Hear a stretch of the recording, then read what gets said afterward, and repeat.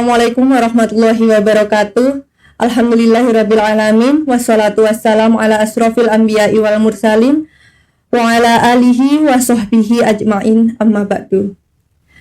Pada kesempatan kali ini di bulan yang penuh berkah, yaitu di bulan Ramadan, di mana bulan Ramadan ini kita dapat mengisi dengan ibadah yang beragam, yaitu tidak hanya dengan berpuasa.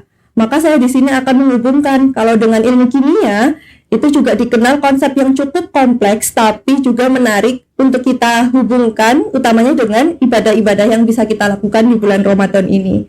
Konsep tersebut, apa konsepnya namanya? Yaitu konsep reaksi redoks dan elektrokimia. Biasanya konsep reaksi redoks dan elektrokimia ini dibahas di kelas 10 untuk reaksi redoks dan juga elektrokimia untuk kelas 12. Nah, mari kita bahas. Konsep yang pertama yaitu konsep dari reaksi redoks sendiri atau redoks singkatan dari reduksi dan oksidasi. Kalau pengertian dari reaksi redoks itu sebenarnya ada 3.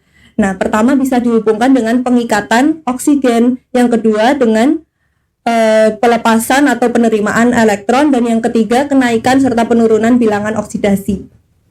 Nah, yang akan kita bahas di sini lebih erat hubungannya dengan penerimaan dan pelepasan elektron, di mana untuk reaksi reduksi berarti reaksi yang menangkap elektron, sedangkan reaksi oksidasi yaitu reaksi yang melepas elektron. Apa hubungannya dengan ibadah untuk agama kita atau agama Islam? Biasanya kita tahu dengan yang namanya bersedekah. Bersedekah itu berarti ada pihak yang memberi, kemudian ada pihak juga yang menerima. Nah, di bulan Ramadan ini, teman-teman jangan lupa, anak-anakku semua jangan lupa, kita memiliki suatu kewajiban, yaitu yang dinamakan dengan zakat fitrah. Ini suatu kewajiban di mana kita wajib untuk memberikan. Kemudian juga ada orang-orang tertentu mungkin yang sudah yang sudah di list, itu sudah ada yang berhak menerima itu siapa. Itu harus dipahami dulu.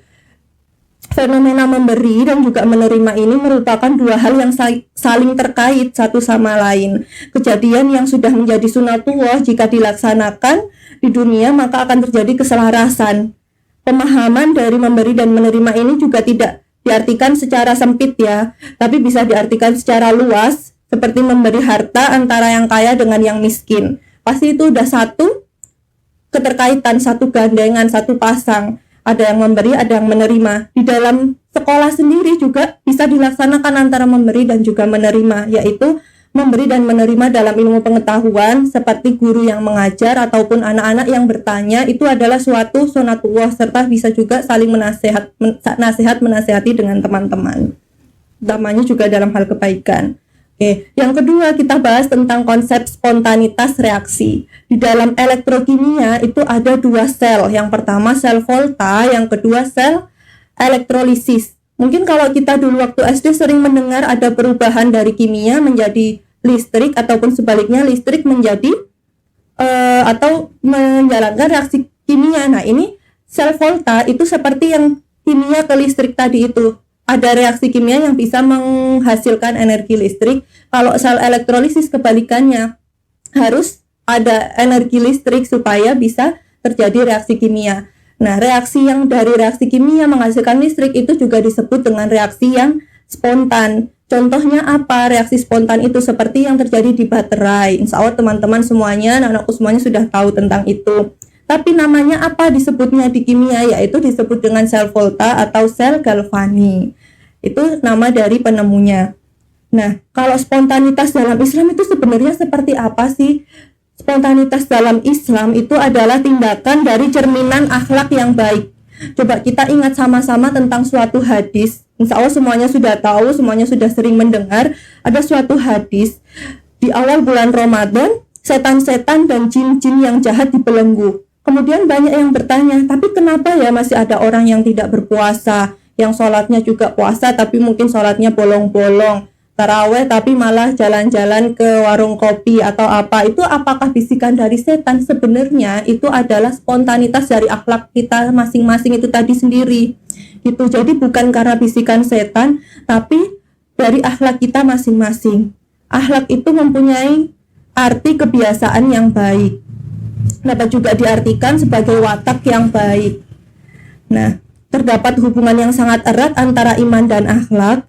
Jika ada teman yang kesusahan misalnya, itu kalau misal kita punya iman akhlak yang baik, otomatis kita akan secara spontan membantu teman kita, nggak minta disuruh atau mungkin kita nanti nunggu ada orang lain yang melihat baru membantu. Itu semuanya adalah spontanitas dari akhlak seperti itu. Nah, akhlak sendiri ini juga tidak selalu dengan teman ya. Jadi akhlak mencakup ke akhlak yang terhadap Allah, terhadap keluarga kita, terhadap lingkungan, mungkin untuk tanaman-tanaman sekitar kita harus berbuat seperti apa, dan juga otomatis untuk diri sendiri juga seperti apa.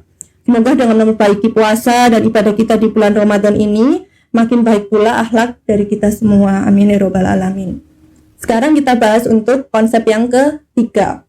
Konsep yang ketiga tadi sudah sel volta, sekarang hubungannya dengan elektrolisis dan elektroplating.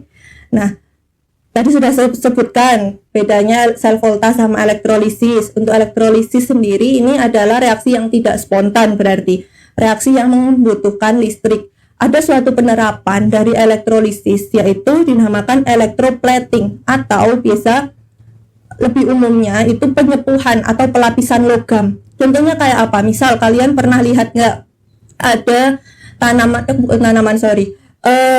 hiasan-hiasan yang ada di rumah-rumah, apalagi rumah-rumah orang yang dulu gitu ya, itu banyak hiasan-hiasan yang mengkilap. Nah, mengkilapnya itu ada pelapisan logam. Nah, ini memakai penerapan dari elektrolisis. Ada suatu hadis riwayat Muslim, sesungguhnya Allah itu indah dan menyukai keindahan. Maka sifat Allah yang indah dan menyukai keindahan ini dapat diterapkan dalam diri manusia, yaitu harus menciptakan keindahan. Sifat indah dalam diri manusia umumnya berupa benda, fisik, dan juga duniawi. Nah, elektroplating ini mempunyai peran yang sangat penting sebenarnya dalam Islam juga, karena perhiasan yang digunakan dalam Islam seperti cincin, gelang, aksesoris itu banyak juga macam-macam yang lain sebagai produk dari elektroplating. Nah, sebenarnya teknologi elektroplating ini pertama kali itu diperkenalkan oleh ahli kimia Italia yang bernama Luigi V. Brugnatelli pada tahun 1805. Itu sudah sangat lama sekali. Nah, ketika itu beliau berhasil menemukan cara melapisi logam dengan emas. Yang pertama dengan emas ya, dengan menggunakan arus listrik. Kemudian cara untuk melapisi logam itu berkembang dengan pesat, sehingga tidak hanya emas yang digunakan, tapi bisa logam lain seperti krom, perak, tembaga, kuningan. Nah, itu banyak sekali. Lalu apa hubungannya dengan bulan Ramadan kali ini?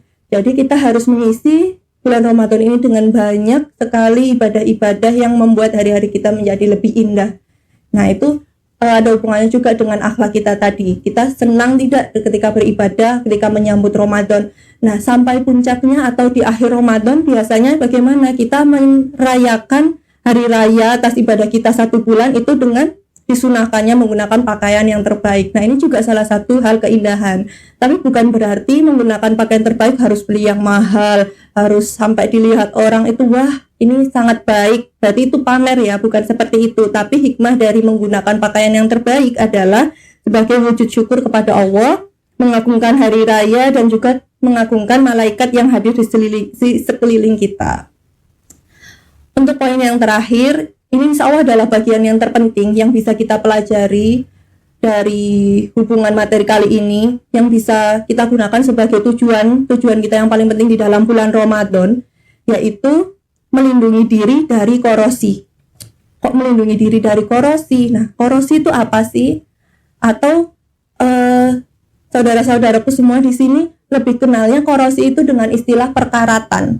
Besi berkarat itu korosi. Perkaratan dari besi adalah fenomena teroksidasinya besi, sebenarnya utamanya besi-besi yang memiliki kerusakan seperti kecacatan, atau istilahnya kecacatan ya kalau di kimia, misal kegores atau yang sudah terkikis, itu akan lebih mudah mengalami perkaratan.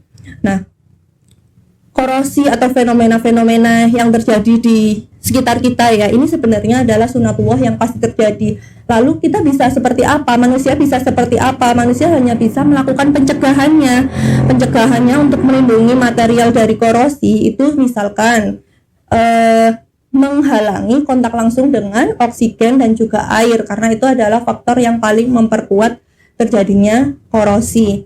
Caranya seperti apa? Logam itu dicat. di electroplating yang seperti tadi, ataupun juga menggunakan logam korban yang sebagai logam lain yang dikorbankan.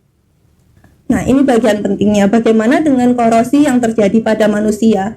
Di dalam manusia terdapat segumpal daging yang disebut sebagai hati. Jika hati kotor, maka hati tersebut telah berkarat. Nah, berkaratnya hati seperti berkaratnya logam pada besi itu tadi. Jika hati kotor, maka hati tersebut harus dibersihkan. Hati yang kotor susah menerima hidayah dari Allah Subhanahu wa Ta'ala. Cara membersihkan hati yang kotor seperti apa? Otomatis dengan mendekatkan diri lagi kepada Allah Subhanahu wa Ta'ala dan menjauhi dari apapun yang dilarang oleh Allah, serta menjalankan semua perintah yang diberikan oleh Allah Subhanahu wa Ta'ala. Seperti dalam Quran surat Al-A'la ayat 14-15, Bismillahirrahmanirrahim. Qad aflaha man tazakka wa dzakara isma rabbih fasholla. Artinya sesungguhnya beruntunglah orang yang membersihkan diri dengan beriman dan dia ingat nama Tuhannya, lalu dia bersembahyang. Sifat awal dari hati yang ada pada manusia itu awalnya sangat bersih seperti selembar kertas putih. Tapi ketika manusia berbuat dosa, maka kertas putih itu akan muncul kotoran atau muncul karat. Nah, jika semakin lama melakukan dosa, maka akan semakin tebal karat yang ada pada hati. Berbagai jalan harus dilakukan untuk menghilangkan karat pada hati manusia. Cara yang dapat dilakukan yaitu dengan banyak membaca istighfar dan melaksanakan sholat dengan benar. Mumpung di bulan Ramadan ini, mari kita berbanyak sholat seperti sholat sunnah, tarawih, itu bisa ditambahkan tahajud dan banyak-banyak beristighfar. Allahumma innaka afuwun tuhibbul afwa fa'fu anni.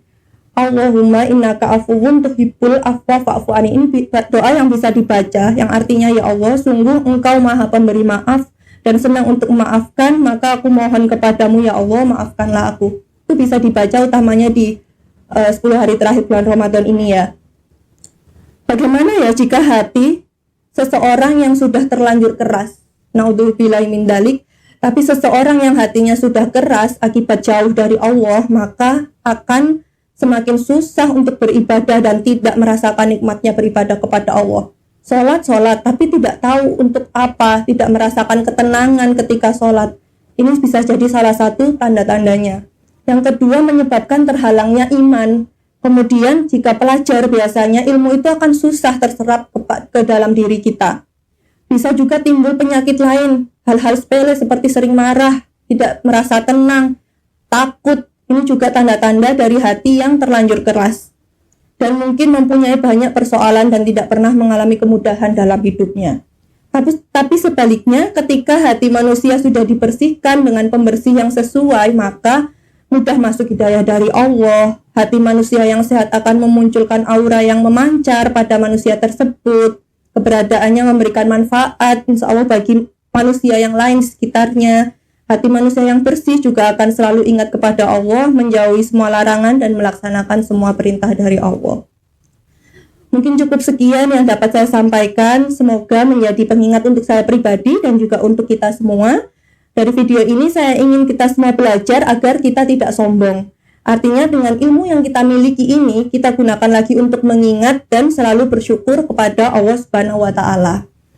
Untuk konsep-konsep yang lain mungkin akan kita bahas di episode-episode selanjutnya. Dan jika ada komentar yang bisa disampaikan di kolom komentar yang ada di bawah ya. Saya akhiri, assalamualaikum warahmatullahi wabarakatuh.